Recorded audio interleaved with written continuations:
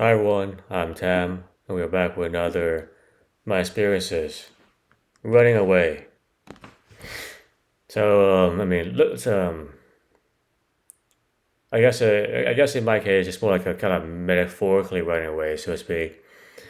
After I kind of finished my general education in community college, um, back in like the Bay Area, I transferred to a university down to Los Angeles, so South Bay. I was looking forward to, I guess, freedom, pretty much is what it was, because my personal situation was not getting better, and I couldn't really tolerate it anymore, you know. I didn't exactly want to burn a bridge at the moment, just put it that way. I mean, like some people are just who they are, you know. Where or not they want to change or are changing for the better is on them. It's not on you. It's not I mean, it's not my choice for you to change. It's your choice for yourself to, you know, come to and find a healthier path for yourself. I mean, like the idea that the idea, I can fix her or I can fix him or something, like, no, like, you can't fix anybody who doesn't want anything, to be done with. You can't fix anybody who doesn't want that done to them. You just can't do it. Either they want to actually recognize that they're on a tragic path and not really doing great for themselves, and they have to probably backtrack, which means having to make amends, make up with people, like, oops, sorry, I did you wrong. Let me try to make it right for you, and so on. Unless they want to do all of that, then they pretty much can continue as they are. It's not your choice for them to change; it's their choice for themselves. That's just what it is, you know. Like, if your mom is an alcoholic, yes, you love her and etc. But I mean, like, some days she's nice, some days she's just like yells at you and kind of like just calls you a kind of bunch of like whatever, names and shit. I mean, like, you were definitely worth more than your circumstances. So I mean, like, that applies to anybody, everybody. So once I got down to Los Angeles, I definitely felt a lot freer, like, being kind of like physically removed from the situation. So in that sense, I kind of ran away. Like, I didn't exactly tie up loose ends. I kind of just like, just tolerated, kind of cope with it until I had like the opportunity to take the next train out. Literally, I rode the Amtrak, which is like a man. It's like a 11 hour, like 10. Yeah, it's like a 10 hour, like, train. I mean, like, it's like a bus to a bus to a train to a bus to a bus. It's like a 10 hour journey.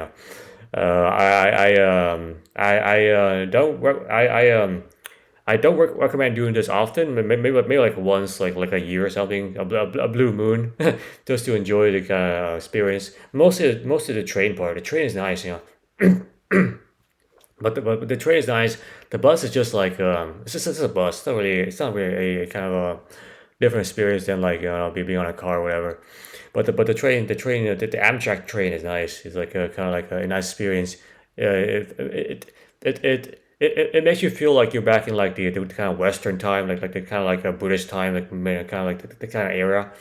Well, so anyway, so it's a nice feeling anyway. So, but back to the story here.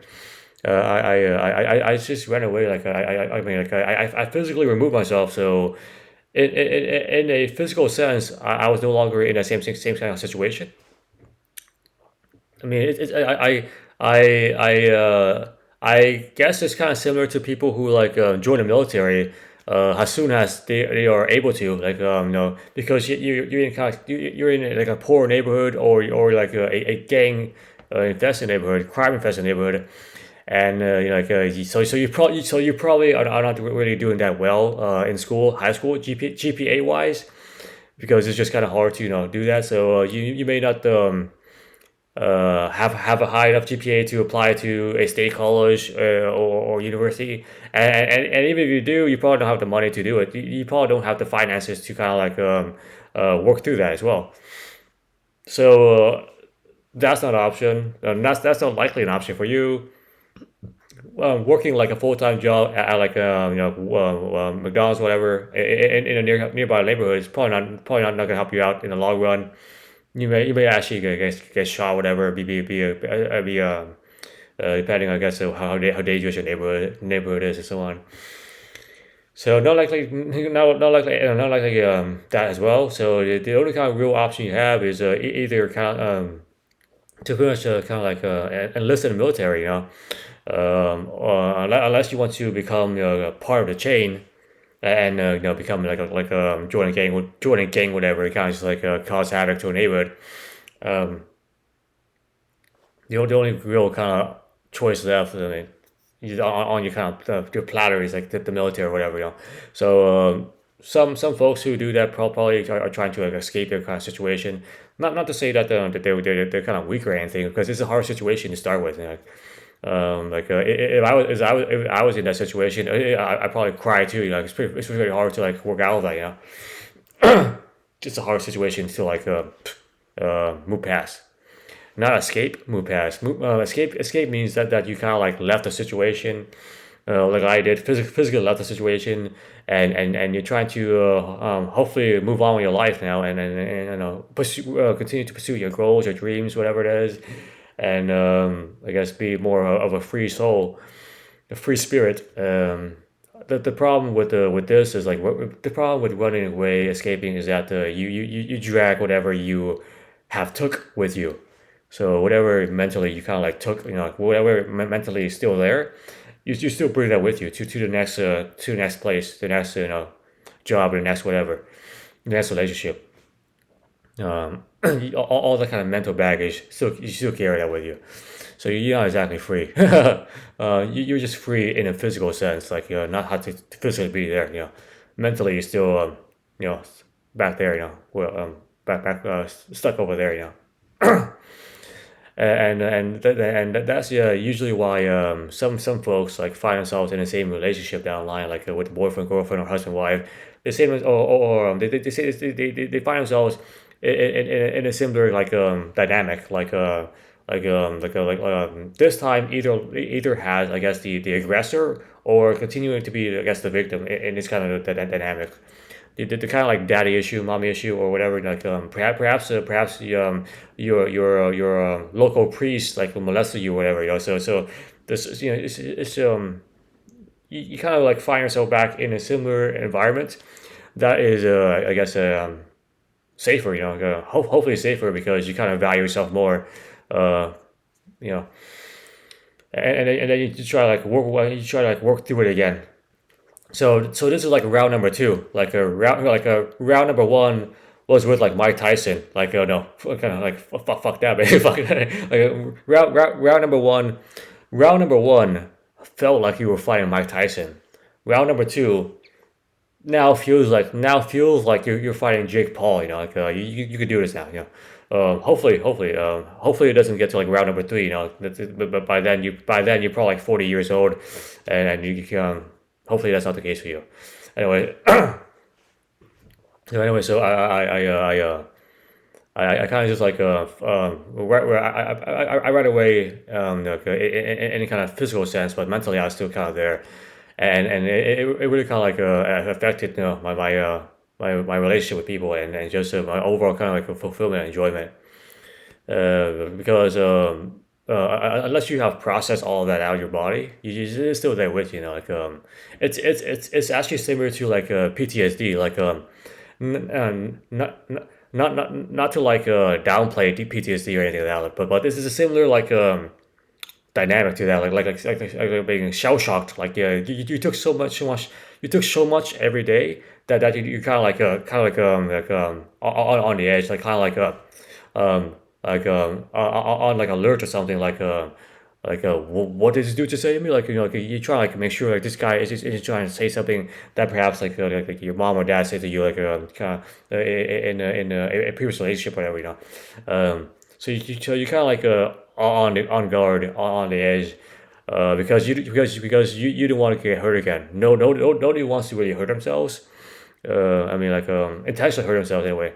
Nobody really wants to intentionally hurt themselves. Well, I mean, sometimes you have those kind of like outliers, like I guess those masochists, whatever. But even then, like with masochists, I think it's more of a kind of like weird like rationalization that they kind of like use like somehow like being kind of naughty, whatever it is like gives me the greatest joy because yeah, he's also enjoying whatever. So that's kind of like a niche mindset. But anyway, the point is that on average, nobody really wants to hurt himself. So and by running away, escaping from a situation, you really just carried all that baggage with you. You know, where or not it was kind of your kind of like fault to begin with. It's not really an issue. That's just not with you now. So you have to find a way to move past it. You know, not escape, not run away, move past. Like this is no longer something that's gonna affect me down the line. I come to term with this. I made my choices around it. Like it's what bridges are burned. You know, like people I've assisted this person to.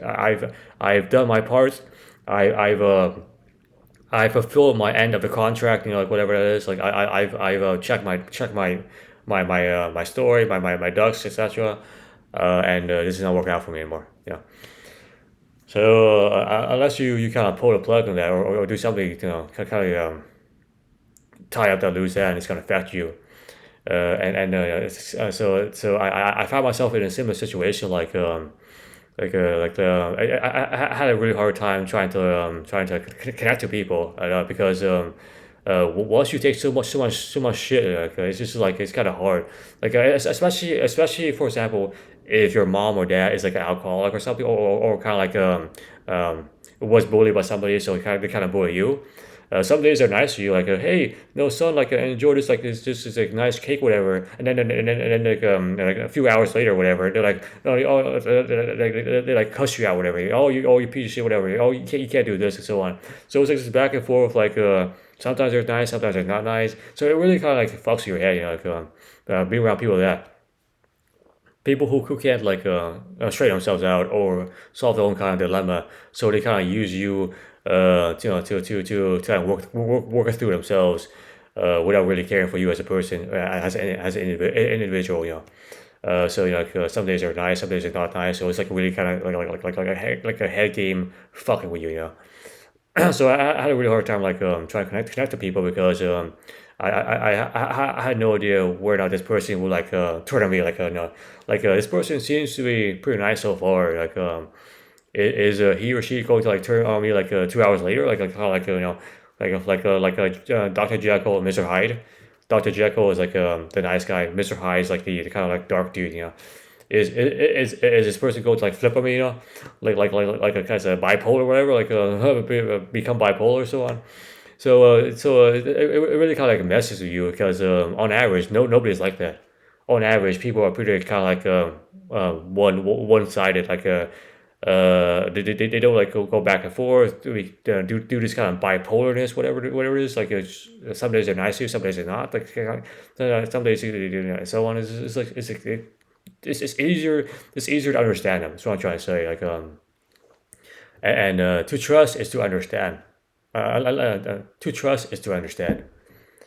Unless you understand what this person, place, or thing is, you don't really trust it. Like if I don't know what this iPhone is, why would I kind of like trust and use it? You know, unless I'm kind of forced to, like an employer, you know, kind of forces me. External force is applied to you. You don't really trust that, you know, or use it, do anything, or want anything to do with it, you know. So I had a really hard time connecting to people because I had no idea where or not this person would like flip on me like 2 hours later, and so on. So it's just I try to keep a healthy distance just in case that happens. You know, like fuck that, you know. But what I come to realize is that on average, people are not like this. It's just my experience with a certain individual led me to kind of like become kind of like like sheltered off, you know. But this is not the case, you know. Like similar for like similar for like PTSD, with like war veterans.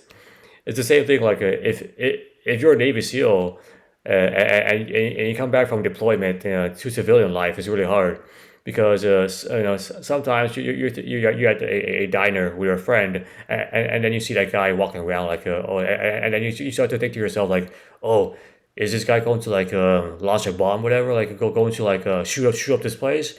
Oh, he's acting really funny with like he's kind of like jacking, like, well, is he carrying a weapon or something, a firearm, so you start to like fall back to the kind of mindset because that's how you have learned to live, to survive.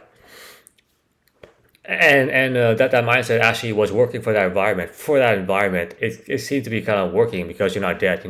You're still like there tomorrow morning. However, when you come back to, I guess, um, a greater sense of reality, like pretty much on average, this is how the world actually is. Nobody's really trying to kill each other, like to that extremity.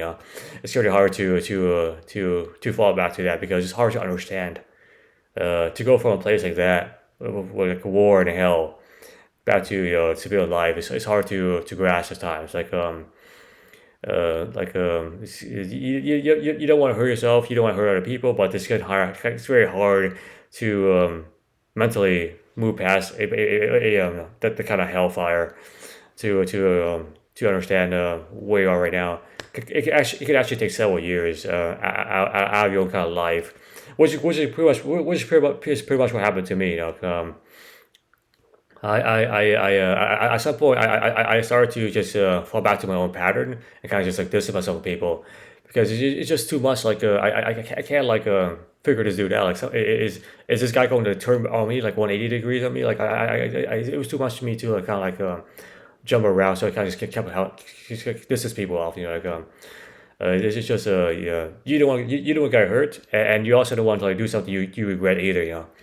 Because what if this person like says something and then like you get triggered like like and then you elbow your friend and then now you're kind of screwed because he's like, what the fuck, dude, like it seems like it's hard that way because what you come to understand and know is now drastically much different. That doesn't no longer comes no longer plays in this environment. Trying to trying to um, play tennis with the rules of badminton or vice versa inside your mind is just gonna hurt you really hard and probably your partner, whoever's playing with you, because this is entirely different like road, a different playing field, Um, yeah, okay, it's you have to kind of mentally somehow move past it, not run away, not escape, just move past it. So and now I kind of like saw through most of it anyway, like and have started to kind of like kind of process all that out, Um, as I said, like sometimes you have to burn a bridge with people because they didn't want to change, I mean it may or may not be their fault.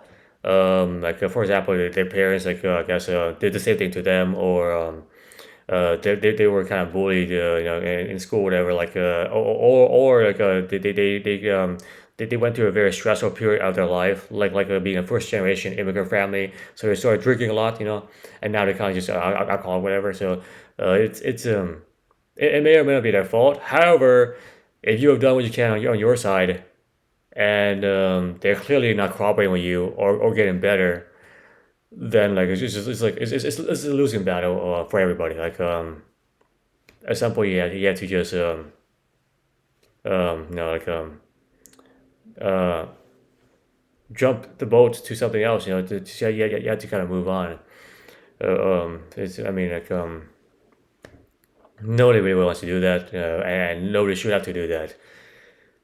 If you have to do that, then you have to pretty much you have to do that because your own kind of self worth, what you have to live for, and so on, needs to move on. And it needs to progress as well.